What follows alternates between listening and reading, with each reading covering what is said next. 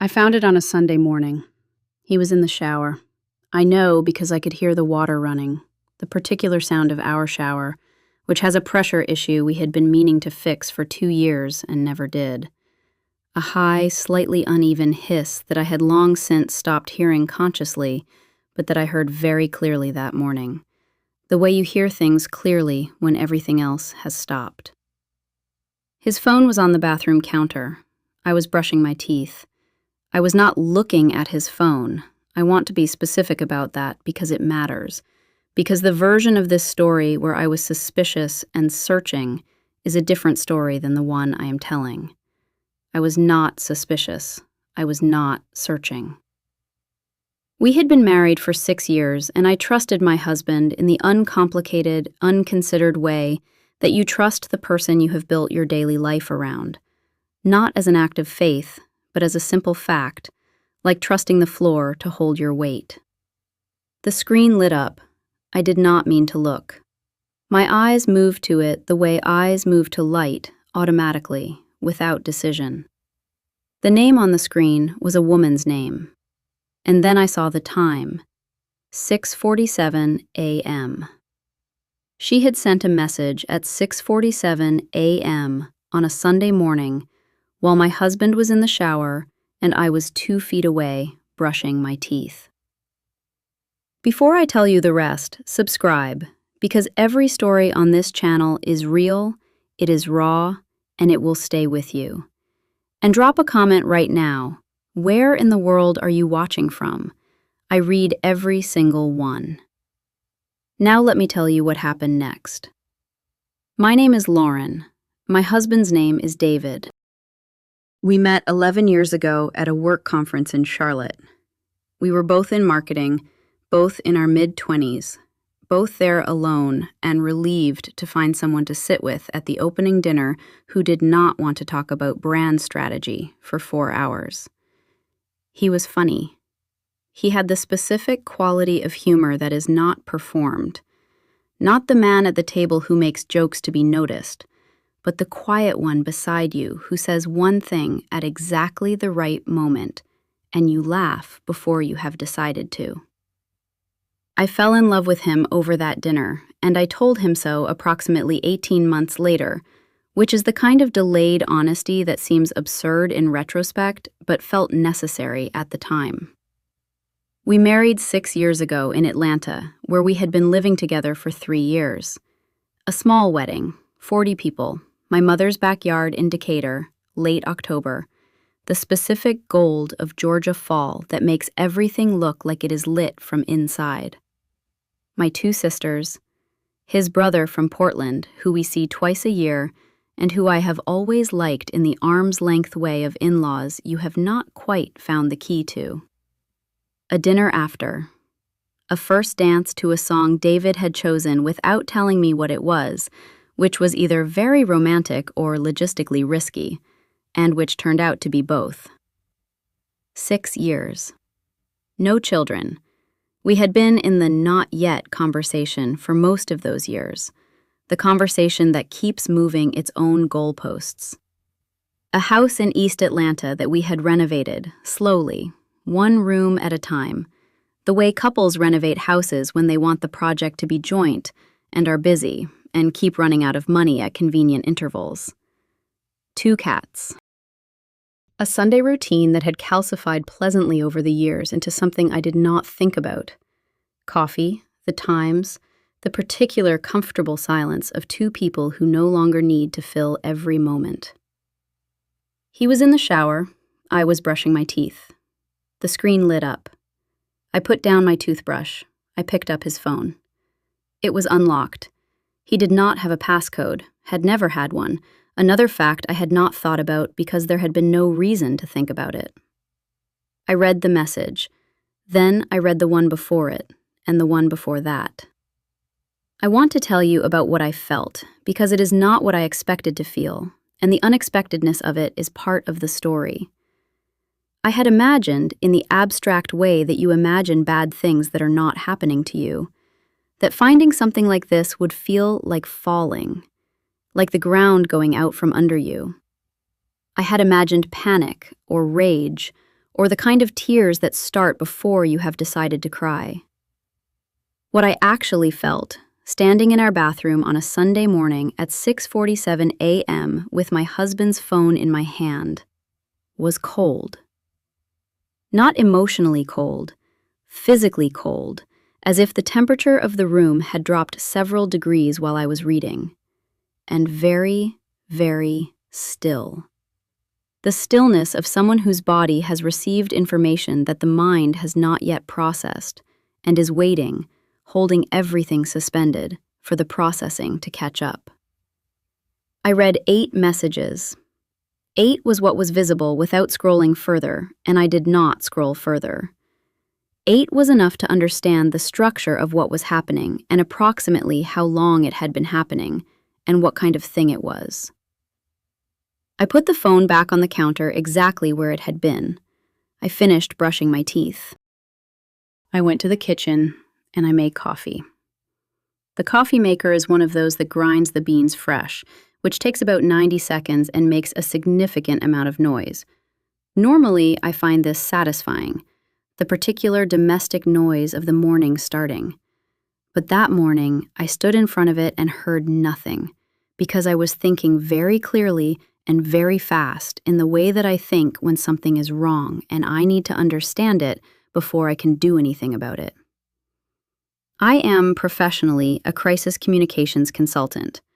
I help companies navigate the worst days of their public lives: the data breach, the executive misconduct, the product failure, the scandal that arrives without warning on a Tuesday morning and requires immediate, precise response. I am good at this work because I do not panic, because I can hold a very large amount of bad information and stay functional while I process it. Because I know that the first response to a crisis is almost always the most important one, and that the first response must come from clarity, not emotion. I have thought about the irony of this many times since the Sunday morning. The woman who manages other people's worst days had been living inside her own worst day without knowing it for 8 months. The professional who tells clients, "Get ahead of the story, do not wait for the story to find you," had been found by her own story in the most ordinary possible way. A phone screen lighting up on a bathroom counter at 6:47 in the morning. I have decided the irony is instructive rather than humiliating. What I know professionally is that crises do not announce themselves. They arrive in the middle of ordinary things. The executive who receives the subpoena is in a meeting about something else. The company that discovers the breach finds out because a junior employee noticed something odd on a Tuesday afternoon. You do not get to be ready. You only get to respond. I responded. I stood in my kitchen at 6:48 a.m. on a Sunday morning, and I applied those skills to my own life. I thought, what do I know? I knew his name was at the top of the conversation, which meant she was in his contacts. I knew the messages I had read were recent. The timestamps were from the past 2 weeks. I knew the tone of what I had read, which was not the tone of something that had just started. I thought, what do I not know? I did not know how long. I did not know how serious. I did not know if he would tell me if I asked. I did not know what I wanted to do with what I knew. The shower stopped. I heard the curtain rings on the rod. I heard him moving in the bathroom. I stood at the kitchen counter with my coffee cup in both hands, and I thought about the next 5 minutes. He came out of the bedroom dressed. He looked at me the way he looks at me on Sunday mornings. The easy, familiar look of a man who is comfortable in his own house with his own wife, who does not know that anything has changed. He said, "Morning, coffee ready?" I said, "Yes." He poured himself a cup. He sat at the kitchen table. He picked up his phone, he had brought it from the bathroom, and he looked at it the way people look at their phones first thing, the reflexive check, the scroll. I watched his face. His face did not change. He put the phone face down on the table and looked at me. He said, "What do you want to do today?" I said, "I need to ask you something." He looked at me. Something shifted in his expression. Not guilt, not yet. Something more like attention. The way he looks when he senses that a conversation is going to require him. He said, "Okay." I said, "I saw your phone this morning when the screen lit up." The silence that followed lasted perhaps 4 seconds. He said, "Lauren." I said, "I need you to tell me the truth. Not the version that starts with, 'It's not what you think.' The actual truth. Can you do that?" He looked at the table. He looked at his coffee cup. He looked at me. He said, "Yes." I said, "How long?" He said, 8 months. I said, "Is it still happening?" He said, "No, it ended 6 weeks ago." I said, "Did you end it or did she?" He was quiet for a moment. He said, "She did." I sat with that. I said, "So it ended because she ended it, not because you chose to end it." He said, "Lauren." I said, "I need to know." He said, "Yes, she ended it." I picked up my coffee cup. I looked out the window at the backyard, which in October in Atlanta is doing the particular thing that October does. The light through the remaining leaves, the last warmth before the cold comes, the specific beauty of a season ending. I said, "I need you to leave the house for today. Come back tonight and we will talk, but I need today." He said, "Lauren, please." I said, "David, I am asking you very clearly for one thing. Please give me today." He gave me today. He left. I heard his car in the driveway. I heard it back out. I sat at the kitchen table for a long time. Then I called my sister. Her name is Claire. She is 3 years older than me, and she lives in Decatur, 20 minutes away, and she is the person I call when things are bad. Not because she always knows what to say, but because she always comes. She answered on the second ring, and I said, "I need you to come over." She did not ask why. She said, "I'll be there in 20 minutes. She was there in 18. She came in the door and she looked at my face and she said, "Tell me." I told her. All of it. The phone, the messages, the 8 months, the conversation in the kitchen. I told her the specific detail about her ending it, not him, because that detail had settled into me like a stone in the time between his leaving and her arriving, and I needed to say it out loud to understand why it mattered so much. Claire sat across from me and she listened without interrupting, which is her particular gift and the thing I love most about her. When I was done, she said, "What do you need right now?" I said, "I don't know yet." She said, "That's okay. I'm here until you do." She stayed all day. We did not talk about David constantly. That was not what I needed.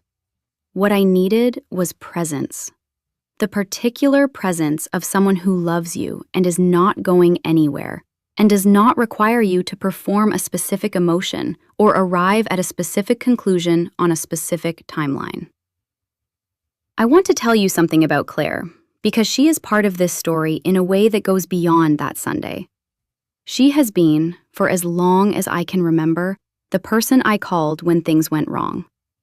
Not because she always has answers. She does not always have answers, but because she shows up every time, without being asked twice. She showed up on the Sunday when I was 7 and broke my arm falling out of the oak tree in our mother's backyard. She was the one who found me, who ran inside, who held my hand at the hospital while our mother filled out the paperwork. She showed up on the night of my college graduation, when I cried in the parking lot for reasons I could not fully articulate. Something about the future being too large and my confidence being too small. And she sat on the asphalt with me until I was ready to go back inside. She showed up the year my father was sick, driving down from Decatur every weekend, bringing food our mother would not ask for, and sitting with our father in the particular comfortable way of a person who does not need things to be resolved in order to be present. She showed up on the Sunday morning. She did not tell me what to do. She did not tell me what she would have done, though I asked her. She said, "What you do is what you do. I'm here for whatever that is." That is the sentence I have returned to most often in the months since. What you do is what you do.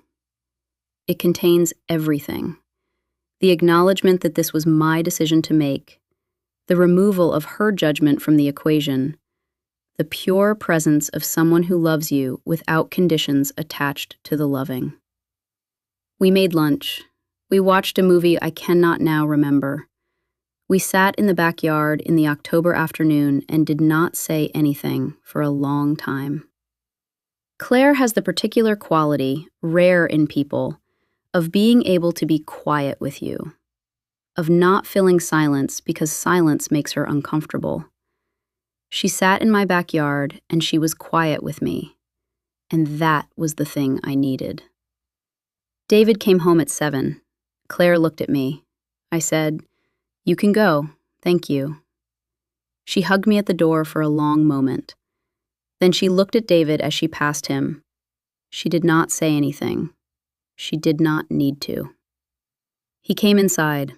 We sat in the living room, not the kitchen, not the room where the morning had happened.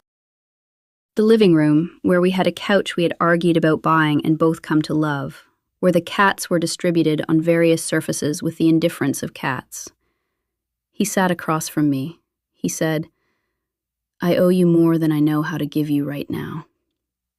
I said, "Tell me about her." He said, "Lauren." I said, "I need to know who she is. I need to understand what this was, not the details. I don't need the details. I need to understand the shape of it."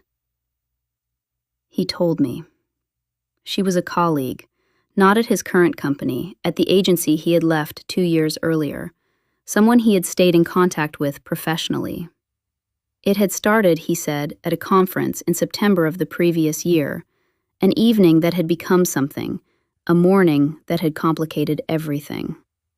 It had continued because he had not stopped it. He said this with the specific flatness of a man who is choosing honesty over self-protection and who understands that the honesty is the minimum he owes. I listened. Then I said, "Why didn't you stop it?" He was quiet for a long time. He said, "Because I was a coward. Because stopping it required admitting it had started. And admitting it had started required this conversation. And I didn't know how to have this conversation." I said, "And when she ended it?" He said, "I was relieved. And then I was ashamed of being relieved, because being relieved meant I had been waiting for someone else to do the thing I should have done myself." I said, "Yes."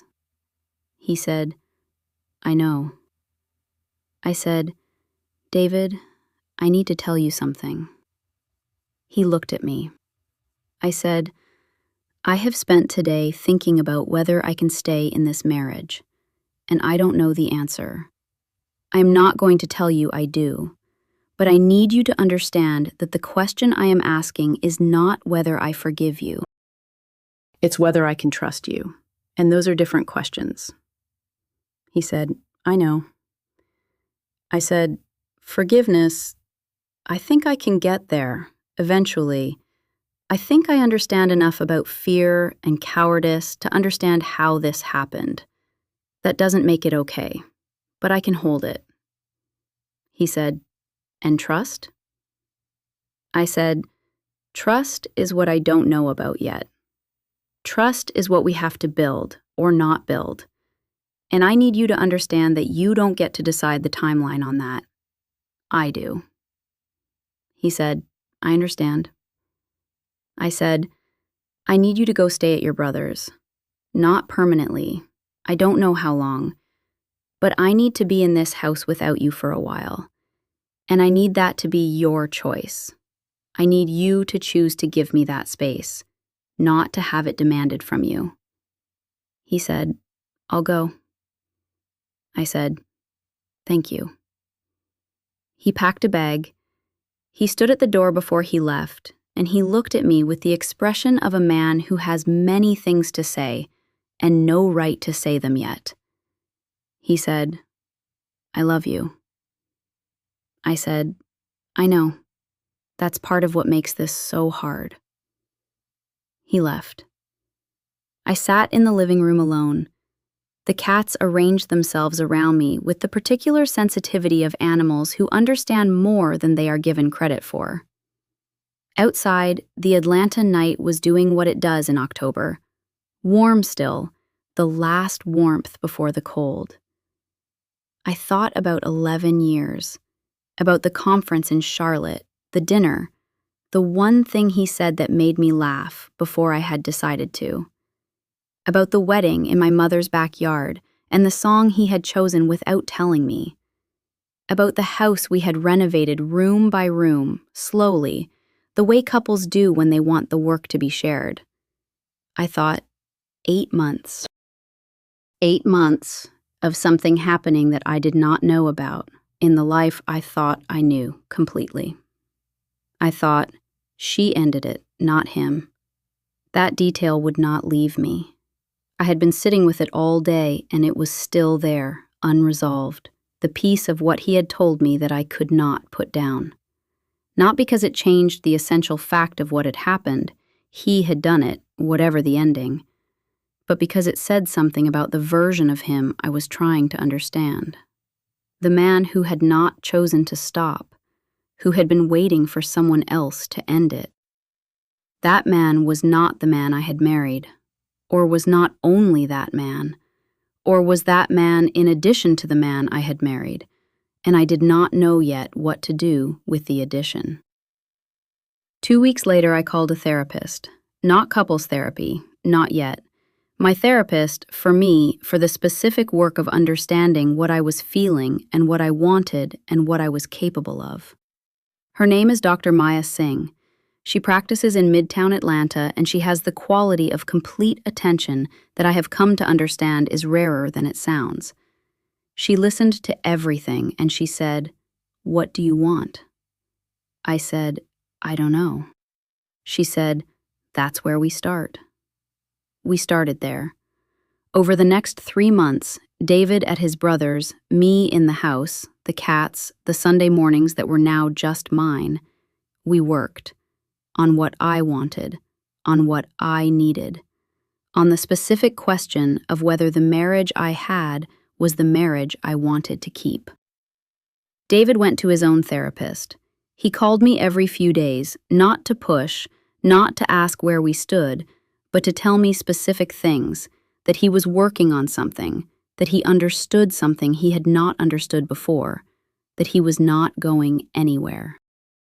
I appreciated the calls more than I expected to, not because they resolved anything, but because they demonstrated a quality I had not been certain he possessed after the Sunday morning, the willingness to wait. He waited. 4 months after the Sunday morning, I asked him to come home for dinner. He came. We sat at the kitchen table, the same chairs. He had brought wine, which was either presumptuous or optimistic, and might have been both. I said, "I want to tell you what I've decided." He said, "Okay." I said, "I've decided that I want to try. Not to pretend it didn't happen. I am never going to pretend it didn't happen. But to try to build something with it in the picture. Something that accounts for it honestly." He was quiet. I said, "But I need you to understand what that means. It means couples therapy. It means conversations I don't want to have. It means me asking questions you don't want to answer. It means you choosing me every day, actively, not as a default, because the default turned out not to be trustworthy. He said, I understand. I said, I need you to say it differently. I need you to tell me you want this, not that you understand what I need, that you want this. He looked at me. He said, I want this. I want you. I want the house and the cats and the Sunday mornings and the renovation we haven't finished yet and the argument we always have about where to spend Christmas. I want all of it. With you. I am sorry. I am specifically, deeply sorry for the 8 months and for the cowardice and for waiting for someone else to end it instead of ending it myself. I am sorry for all of it. And I want to spend however long it takes proving that I mean that. I looked at my husband across the kitchen table in our house in East Atlanta. I said, okay. He said, okay. I said, come home. He came home. That was 14 months ago. I want to tell you about this 14 months because they are not a footnote to this story. They are most of it. Couples therapy 3 times a month. A therapist named Dr. James Osai who works in Buckhead and who has a way of asking questions that make both of you feel seen without making either of you feel accused, which is a significant skill and not an easy one. We went to his office on Wednesday evenings and we talked about things I had not known we needed to talk about. His parents' marriage, which had been unhappy in specific ways he had never named to me.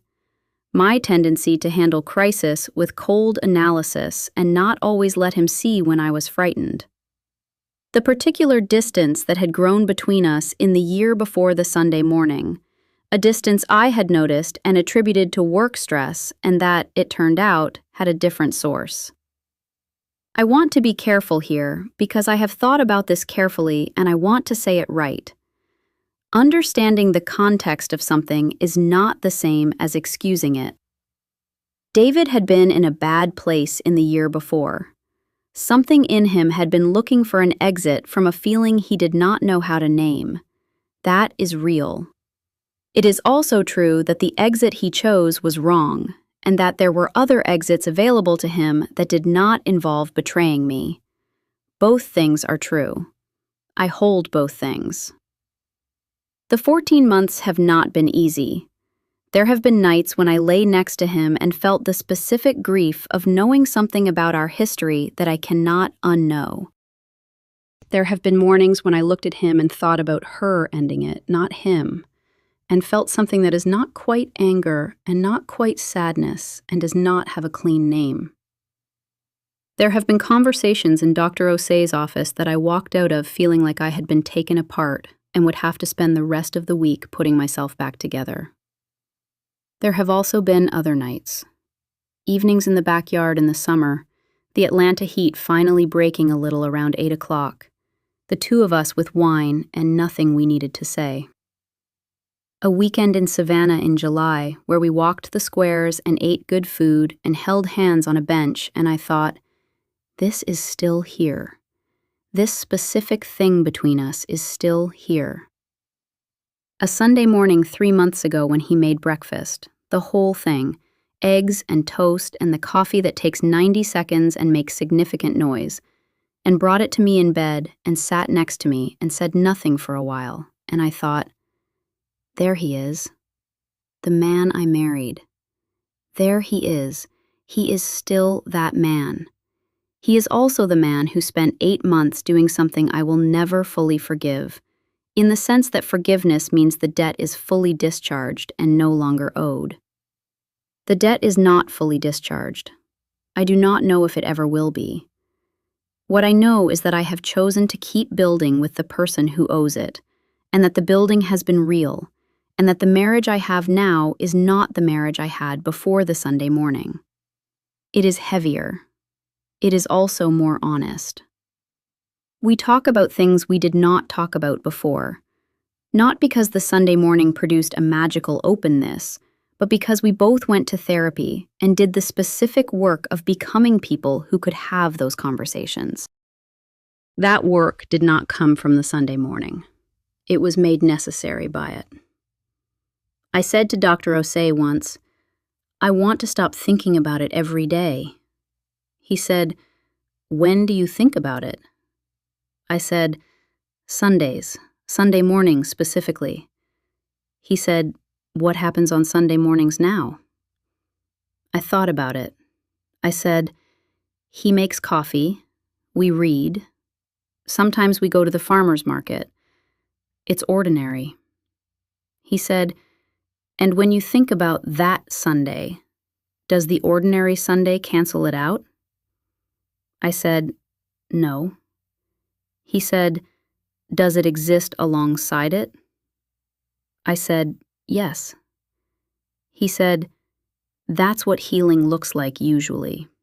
Not the erasure of the bad day, the accumulation of ordinary days around it until the bad day is still present but no longer the loudest thing." I sat with that. I said, "How many ordinary Sundays does that take?" He said, "However many it takes." I want to tell you what I have learned, not the lessons that arrive neatly packaged with a bow, because those are not the lessons this year produced. The actual things I now know that I did not know before. I know that trust is not a state. It is a practice. Before the Sunday morning, I had trusted David the way I trusted the floor, automatically, without thinking about it, as a given. That kind of trust does not survive a Sunday morning. What survives is different. A chosen trust, rebuilt consciously, extended deliberately, renewed every day by specific acts and specific conversations. It is more work than the original. It is also more real. I know that the version of a marriage you think you have is not always the marriage you have. This sounds obvious stated plainly, but I had genuinely believed I knew our marriage completely. I had believed that because I knew him well and he knew me well and we had been together for 11 years, that I had the full picture. The Sunday morning showed me the picture had a section I had not been given access to. That was the specific betrayal inside the larger betrayal. Not just what he had done, but that he had held it from me while I operated on the assumption of completeness. I know that my sister is one of the most important people in my life, and that I had, in the comfortable way of people whose important relationships are stable, been undervaluing her presence. The Sunday and everything after made me understand the specific weight of someone who shows up every time, without conditions. I have tried to be that person for her more deliberately since. I know, finally, that the marriage I have now is not the one I thought I was in. It is more complicated, more effortful, and more honest. We say things to each other that we did not say before. Difficult things, true things, the things that sit at the bottom of a relationship and need to be surfaced periodically, or they calcify into something that cannot be named. I would not trade it for the version I thought I had. I want to say that clearly. The version I thought I had was a comfortable lie of omission. Not a lie David was telling me, or only that, but a lie I was also telling myself. The one where everything was fine because nothing had surfaced to prove it wasn't. The version I have now is the truth. It is heavier, and it is mine. I want to describe one of those accumulating Sundays, a Sunday in July when we were still in the harder part of the 14 months. We had gone to the farmer's market. He bought tomatoes he did not need. He always does. We got coffee from the end stand and stood at the edge of the market in the Atlanta July heat. He said, "Can I ask you something?" I said, "Yes." He said, "Are you actually here today or going through the motions?" I paused before answering, the way therapy had taught me to. I said, "Mostly here. Parts of me are back in last October." He said, "I go there too." I looked at him. He said, "I think about what you were doing on those Sunday mornings, making coffee, being ordinary, not knowing. And I think about what I was doing that made that possible. I don't have a word for it." I said, "Neither do I." We stood in the heat and didn't speak for a while. Then he said, "I think about last Sunday a lot. Not last October, last Sunday. The coffee, the light, the way you were sitting. That's the thing I was putting at risk. I want to spend the rest of my life being the person who deserves it." I said, "You're going to have to prove that for a long time." He said, "I know." I said, "I need you to know I won't stop reminding you what it cost." He said, "I don't want you to stop." We walked back to the car. He was carrying the tomatoes. I was carrying the basil and the coffee. I thought, this is also us. The July morning and the hard conversation at the edge of the market. This is also what we are. Last Sunday, he came back from the farmer's market with tomatoes I had not asked for and a bunch of dahlias the color of the October sky, which is to say gold and orange and still warm. He put them on the kitchen table and he said, "I didn't know what you'd want, but these looked like you." I looked at the dahlias. I said, "They do look like me." He said, "That's why I got them." We made lunch. We ate at the kitchen table. The same table, always the same table. The table that has held the Sunday morning and the dinner when he came home and all the ordinary meals between. The table that is just a table and also, by now, a record. I looked at my husband across it and I thought, I chose this. Not the Sunday morning. I did not choose that. But everything after. Every day after, I chose. I am still choosing. That is the story I am keeping.